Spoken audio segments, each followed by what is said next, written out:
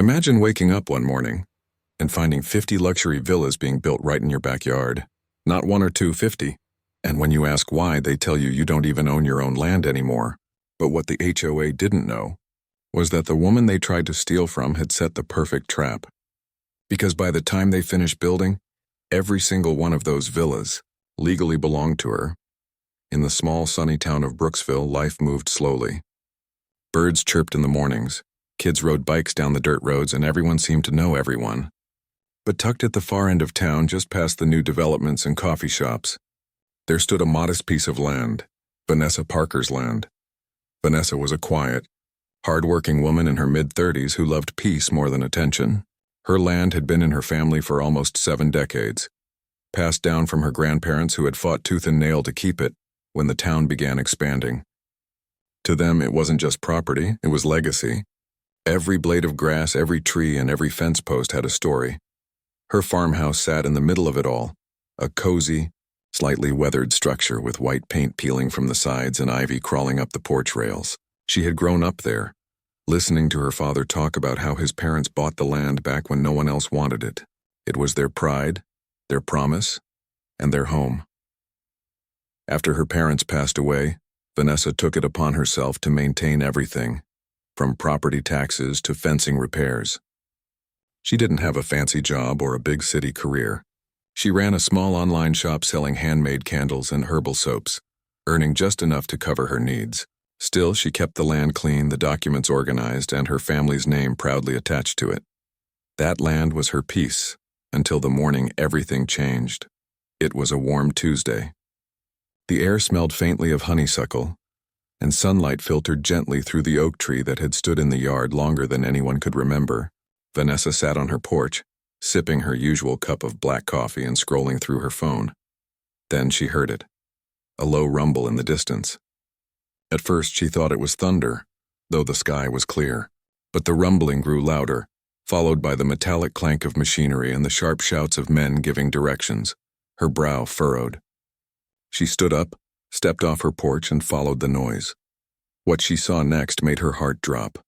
A massive yellow bulldozer was rolling right across her land, tearing through the soil like it owned the place. Workers in hard hats were marking off sections with bright orange flags, while others set up fencing. Concrete trucks were backing up, and a group of men stood around a blueprint, pointing and giving orders. Vanessa's stomach twisted. The land that had been untouched for generations, her family's legacy, was being ripped apart right before her eyes. She broke into a jog, waving her hands. "Hey, excuse me. What are you doing?" "This is private property," she shouted over the roar of the machines. One of the men, wearing a neon yellow vest and sunglasses, turned toward her with a smirk. "Ma'am, you'll need to step back. This is an active construction zone." "Active construction zone?" Vanessa repeated, her voice shaking with disbelief. "This is my land. You can't just come in here and start building." The man didn't look concerned in the slightest. He pulled a clipboard from under his arm, flipped a few pages, and said casually, "Ma'am, this area has been approved for development by the Homeowners Association. We're building luxury villas. You'll need to leave the premises." Vanessa blinked, stunned. "Approved by who?" "There must be a mistake. My name is on the deed. This is private registered land. You can't build here." The man shrugged as if she were some random stranger causing a nuisance. "Look, lady, I just follow orders. The HOA owns this section now. If you have a problem, take it up with them." She felt her pulse quicken. "The HOA?" She repeated, her voice low. "You mean the one that manages Brooksville Meadows?" "Yep," the man said, tapping his clipboard. "Big project. 50 villas. You should be happy. Property values around here are about to skyrocket." Vanessa stared at him, her mind spinning. 50 villas? On my land? He didn't even look up from his paperwork. "If it was yours, it isn't anymore. Maybe check your records, ma'am. Counties rezone all the time. Now, if you'll excuse me." He turned and shouted at a crane operator to keep digging. Something inside Vanessa snapped. "No," she yelled, stepping in front of the bulldozer. "You're not touching another inch of this ground until I get some answers." The machine halted, its driver glaring down at her. The foreman groaned, muttering under his breath, "Unbelievable. We don't have time for this." He grabbed his radio and called someone, saying, "Yeah, we've got a problem here. Some ladies claiming the land's hers. Vanessa stood her ground. Her heart pounded, but she refused to move. "You're making a mistake," she said firmly. "I know exactly what I own. You better believe I'll be back, with proof." The man smirked again, his tone dripping with arrogance. "Sure thing, lady. You do that." As Vanessa walked back to her farmhouse, dust from the construction site swirling behind her, one thought burned in her mind. They had just messed with the wrong woman. By the time Vanessa reached the Brooksville Homeowners Association office that afternoon, her hands were trembling, why, not from fear, but from pure anger. The modern glass building stood tall and shiny in the center of town, surrounded by luxury cars and manicured lawns. Everything about it screamed arrogance. She pushed open the glass doors, her boots echoing against the marble floor. Behind the front desk sat a young receptionist chewing gum, her nails clicking against her phone screen. "Can I help you?" the receptionist asked flatly, not even looking up. "Yes," Vanessa said, gripping the strap of her bag. "I need to speak with your president, now." The woman sighed dramatically. "Do you have an appointment?" "No, but you're about to have a lawsuit if you don't get him out here," Vanessa shot back. That got her attention. The receptionist blinked, grabbed the phone, and mumbled something about an angry property owner. Within minutes, a tall man in a navy blue suit appeared from a glass-walled office at the end of the hall. "Ah," he said, smiling tightly. "You must be the woman causing all that commotion at the site." Vanessa turned toward him, instantly recognizing him from local news articles. Richard Halden, the HOA president. He was known around town for his influence, his charm, and his ability to get things done, even if it meant stepping on a few people to do it. Halden didn't even bother to shake her hand. Instead, he motioned toward his office. "Come in, Ms. Parker," she replied sharply. "Vanessa Parker." Right. He gave a small smirk as he sat behind his desk, clearly used to being in control. "Now, what seems to be the issue?" Vanessa took a deep breath and laid a thick folder on his desk. "Your team is building on my land, Mr. Halden. My family's owned that property for nearly 70 years. I have the deed, the tax receipts, and every legal document to prove it. I want the construction stopped immediately." Halden leaned back in his chair, hands clasped behind his head. "Ms. Parker, we purchased that land fair and square from the county months ago. Maybe you should check your paperwork. It's possible your records are outdated." Vanessa's jaw tightened. "I check my records every year. Nothing has changed. My taxes are paid in full. You're building without permission and you know it." He chuckled, an arrogant, dismissive sound that made her blood boil. "Look, let me be honest with you. The HOA has been planning this development for over a year. 50 new villas, community parks, high-end landscaping. It's going to raise the entire town's value. You should be grateful." "Grateful," Vanessa repeated, her voice sharp as glass. "You're bulldozing my family's land and you want me to be grateful?"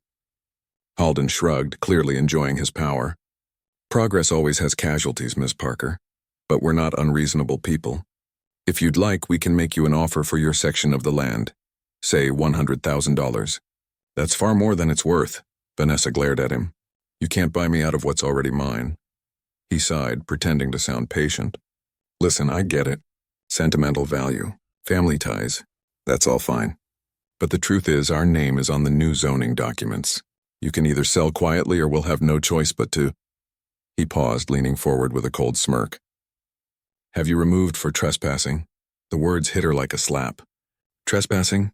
she echoed, her voice trembling with disbelief. "You're threatening to remove me from land my grandparents built with their own hands?"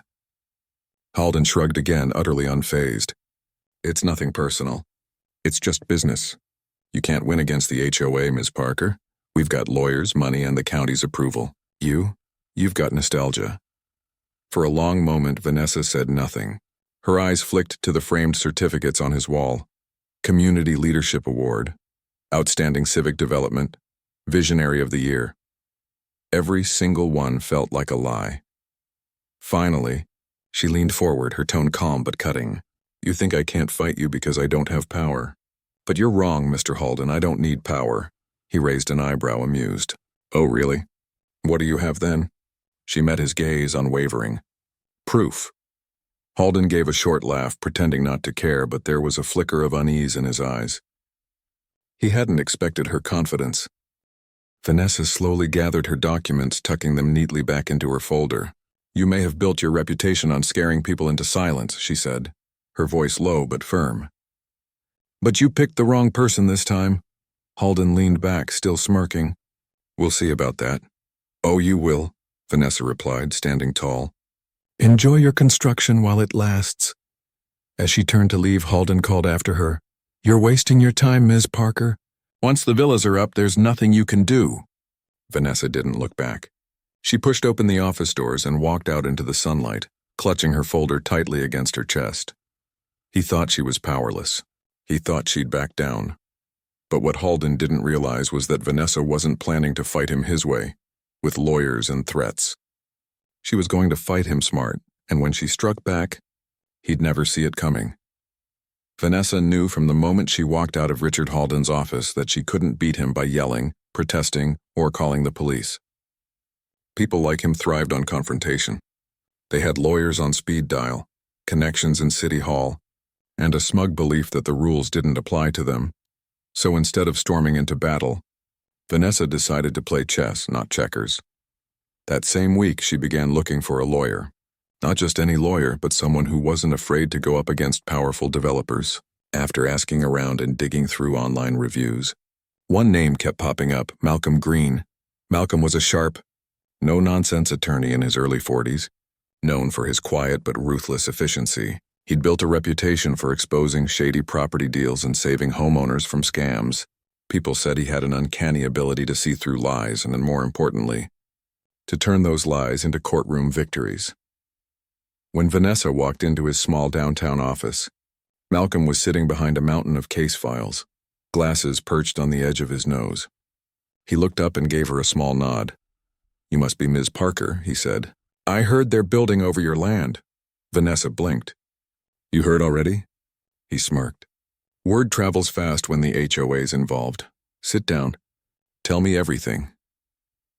For the next hour, Vanessa explained everything: the bulldozers, the arrogant HOA president, the fake rezoning claim, and her deed that clearly showed the land still belonged to her.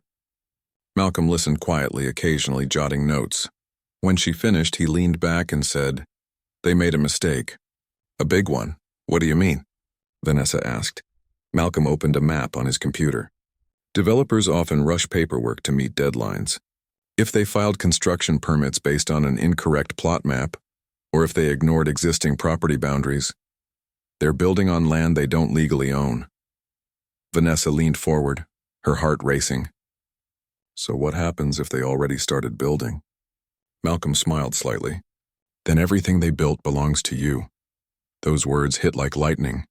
Vanessa couldn't believe it at first. Could it really be that simple? "Of course," Malcolm continued, "we'll need proof. And patience. Lots of patience." And that's exactly what they began to build. A case so airtight it would choke the HOA's arrogance at the root.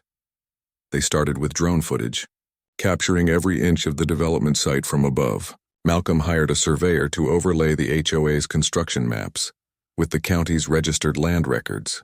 The result was shocking. Nearly half the villas were built directly on Vanessa's legally registered property. But Vanessa didn't stop there. She requested copies of the HOA's permits and zoning documents through public records. Every one of them listed slightly different coordinates, as if someone had tried to fudge the boundaries to make their project fit. Malcolm grinned when he saw it. They got greedy. Instead of stopping at the legal border, they expanded into your land to make room for more villas. They thought no one would notice. Vanessa clenched her jaw. "Well, I noticed." Now that they had proof, Vanessa could have gone to the media or filed an injunction to stop construction. But Malcolm had a better idea. "Let them finish," he said calmly. Vanessa frowned. "Finish? Why would I let them build more on my land?" He leaned forward, eyes glinting. "Because once they're done, every structure they build over your boundary becomes yours, legally. If you stop them now, they'll just claim it was a mistake and fix it. But if you let them finish, you'll own millions in real estate before they even realize what hit them." The plan was bold, risky, but brilliant. So Vanessa played along. She didn't confront them again. She didn't call the police. She didn't even visit the construction site. She simply waited, quietly, patiently, like a hunter watching her prey dig its own trap. Weeks turned into months. The sound of construction became background noise. Hammers, drills, cement mixers, all working tirelessly to build luxury villas on her land. Vanessa would sometimes drive past the site and smile faintly as she watched the progress. The HOA posted huge banners reading, "Brooksville Meadows and exclusive luxury living." Real estate agents began giving tours. Buyers started signing contracts. By the end of summer, the villas were complete. 50 shining white homes with tiled roofs, fountains, and manicured lawns. The HOA threw a grand opening party with balloons, music, and a ribbon-cutting ceremony. Local news even covered it, calling it a new era of upscale living in Brooksville. Vanessa watched the segment from her couch, a cup of tea in her hand, a small smile tugging at her lips, because she knew what none of them did. Every dollar they made was being built on land that legally belonged to her. By fall, families had started moving in.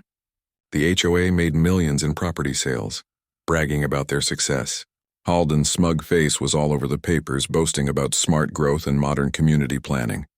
But as he celebrated, Malcolm and Vanessa quietly finalized their case. All the evidence was in place, and the property surveys, drone footage, permit inconsistencies, tax records, and a notarized affidavit from the county registrar, confirming that Vanessa Parker remained the rightful owner of the land beneath nearly half the villas. When everything was ready, Malcolm called Vanessa into his office. He placed a thick folder on the table. "It's time," he said simply.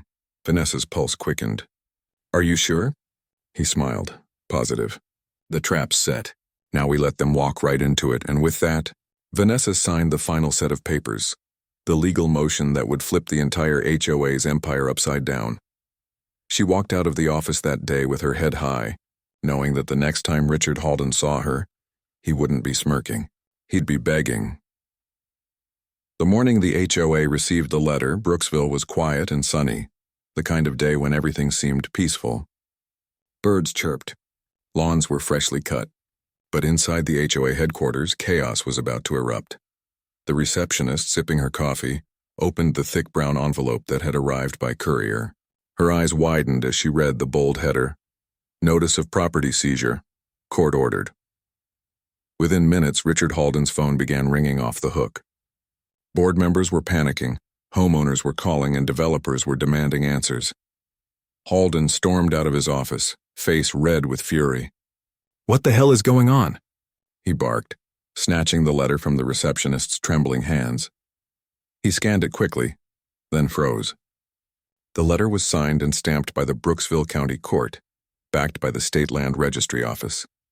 It stated in clear, undeniable language that the HOA had built 50 villas, 26 of which were illegally constructed on privately owned land belonging to Ms. Vanessa Parker. And according to state property law, any permanent structure built on private land without consent automatically belongs to the rightful landowner. Which meant, in plain English, that half of the luxury villas now legally belonged to Vanessa.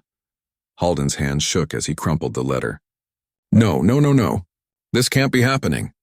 He grabbed his keys and drove straight to Malcolm Green's law office, tires screeching as he pulled into the lot. Inside, Vanessa sat calmly beside Malcolm, her hands folded on the table. She had been expecting him. Halden burst through the door, slamming the letter down. "This is ridiculous," he shouted. "We invested millions into that development. You can't just take it." Malcolm didn't even flinch. He opened a thick file and slid a court document across the desk. "Actually, we can," he said coolly. "The court's ruling is final." Halden's face went pale as he scanned the ruling. "You never obtained a legal transfer of ownership," Malcolm continued. "You built over land that wasn't yours to develop. Every villa you constructed now legally belongs to the landowner. That's Ms. Parker." Vanessa rose to her feet. She didn't shout. She didn't gloat. She simply looked Halden in the eye and said, "I tried to warn you. You ignored me. You laughed at me. You called me powerless." She paused, her voice steady. "Now you're standing on my property." For the first time, Richard Halden had nothing to say. Behind him, 2 of the HOA board members, both equally stunned, exchanged nervous glances. One of them whispered, "What do we tell the homeowners?" "They already moved in." Halden turned toward them, panic setting in. Tell them we're resolving it. This is just a misunderstanding. Malcolm stood, buttoning his jacket. It's not a misunderstanding, he said. It's fraud, negligence, and unlawful development. You didn't just lose the land, you've opened yourselves up to dozens of lawsuits from homeowners who bought property you didn't have the right to sell. The room fell silent. Vanessa watched as Halden's arrogance crumbled into desperation. The man who once dismissed her as powerless was now sweating bullets in front of her, trapped by his own greed. I warned you, Vanessa said softly. I told you to stop. Halden's voice cracked. You can't do this to me. You don't understand how much money's involved. Oh, I understand perfectly, she interrupted. You built your empire on stolen ground. Now it's time to pay the price. The next few days were a whirlwind. The story exploded across social media and national news. HOA builds $1 million community on wrong land. Now belongs to black woman they ignored. Vanessa's name was everywhere. TV crews parked outside her driveway. Journalists called nonstop. News anchors described her as the woman who outsmarted the system. But Vanessa didn't care about fame. She turned down most interviews, only speaking once, in a calm, heartfelt statement. This wasn't about revenge, she told reporters. It was about respect. My grandparents fought to keep this land when nobody wanted it. I wasn't about to let greed take it from us now. Meanwhile, panic spread among the new villa owners. Some were furious at the HOA for selling them homes built on someone else's property. Others reached out to Vanessa directly, apologizing for being caught in the middle of something they never knew about. Malcolm handled the legal mess as Vanessa stayed quiet, letting the truth do the talking. The court officially transferred the titles of the villas to her name. Every inch of land, every brick, every blade of grass. The HOA's bank accounts were frozen pending investigation. Lawsuits piled up. And Richard Halden? He was forced to resign as president, facing both legal charges and public humiliation. For years, he had bullied and intimidated others into submission. Now he was being chased by lawyers, homeowners, and reporters, while Vanessa, the woman he underestimated, sat quietly in her farmhouse, surrounded by the same wildflowers and oak trees her grandparents had planted decades ago. Her phone buzzed constantly, reporters, activists, even developers offering to buy her newly acquired villas for millions. But Vanessa ignored them all. She didn't want the spotlight or the glory.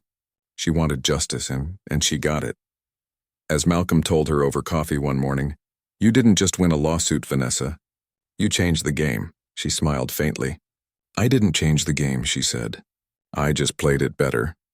Months passed and the courtroom battles dragged on like a slow, grinding storm. The HOA fought tooth and nail, trying every loophole, every technicality, every delay tactic imaginable. But Malcolm and Vanessa came prepared each time, calm, confident, and armed with undeniable proof. The court transcripts told a story of arrogance meeting accountability. Every witness, every document, every expert analysis backed Vanessa's claim. Eventually, even the HOA's own lawyers began to whisper the inevitable truth. They had no legal ground left to stand on. Finally, one gray morning after yet another long hearing, the judge gave his verdict. The court finds in favor of Ms. Vanessa Parker. The Homeowners Association must either vacate the premises or negotiate a lawful settlement. It was over. The same HOA that once laughed at her now had to come begging to the woman they tried to erase. At first, Halden tried to bluff. "You can't just hold us hostage," he barked at a press conference. But investors pulled out. Homeowners threatened lawsuits. The pressure crushed him. Within weeks, the HOA had no choice but to settle. And Vanessa, ever strategic, wasn't interested in petty revenge. She was interested in justice with interest. She agreed to sell the villas back, but only on her terms. Malcolm handled the negotiations with precision. The HOA would pay 3 times the land's original value, and every penny would go directly into Vanessa's account. The number stunned them, millions of dollars. But they had no choice. The homes were already sold, the buyers were demanding clear titles, and the only way out was through Vanessa. When the final deal was signed, the headlines lit up again. Black woman outsmarts HOA, becomes millionaire overnight after land rights battle.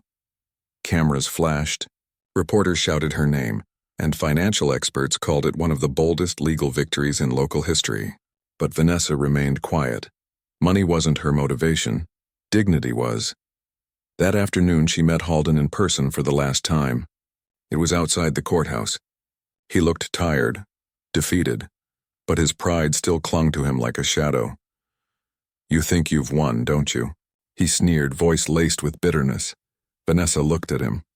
The same man who once told her she was powerless, who ordered security to remove her from meetings, who mocked her when she spoke of fairness. She smiled softly. "I didn't win, Mr. Halden," she said. "I just refused to lose." Halden glared at her for a long moment, then walked away without another word. That was the last time Vanessa ever saw him. With her settlement money, Vanessa didn't rush to buy luxury cars or designer clothes. She didn't move to the city or flaunt her wealth online. Instead, she drove down the old dirt road leading to her grandparents' farmhouse, the same one they had built with their bare hands decades ago. The house was worn and cracked, its paint faded, its porch creaking under time, but to Vanessa it was sacred ground, the heart of everything she'd fought for. Over the next few months, she poured part of her fortune into restoring the farmhouse, turning it into something more than a home, a community center for underprivileged families. It became a safe place for kids to study, for parents to seek legal guidance, and for the community to find hope again. She named it the Parker Foundation for Fair Housing, in honor of her grandparents who once said, "Land holds power only when it holds purpose." The rest of her money went toward funding legal aid for others who were bullied or cheated by corrupt HOAs, landlords, and greedy developers. Vanessa wanted to make sure no one else ever felt as powerless as she once did. The story of her victory inspired others. Lawyers reached out, activists joined her cause, and communities began challenging unfair housing practices across the state. But for Vanessa, the real reward wasn't in the praise, it was in the peace. One evening, months after the final court ruling, she stood on her porch watching children laugh and chase each other beneath the same old oak tree that had shaded her family for generations. The golden light of the setting sun poured over the land, painting everything in warm hues of orange and gold. Her heart felt light. She thought of her grandparents, their struggles, their faith, their belief that one day this land would mean something more than just acres and deeds. What the HOA thought was weakness, she whispered to herself, was strategy. She smiled, watching a little girl help another tie her shoe. What they thought was a victim, she added softly, was a planner. The wind rustled the leaves, almost like an approving whisper from the past. Vanessa took a deep breath, feeling the earth beneath her feet, her land, her legacy, her victory. And as the sun dipped below the horizon, turning the sky to fire, she murmured the words that summed up her journey. "They built their empire on my ground, and that's exactly where it crumbled." The farmhouse lights glowed warmly behind her, children's laughter echoing in the distance. Justice had been served, not through revenge but through resilience. Vanessa Parker had reclaimed more than her land. She had reclaimed her power. If you enjoyed this story, make sure to hit that like button and subscribe to the channel for more powerful and inspiring stories. Don't forget to turn on the notification bell so you never miss the next one. Thanks for watching, and I'll see you in the next story.